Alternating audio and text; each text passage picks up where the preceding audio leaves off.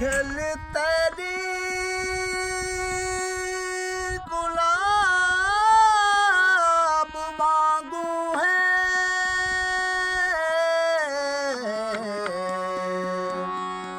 तेदो देखण सवाब वांगू है। चंद्र चौड़ी दा मैं डिठा कोई नहीं,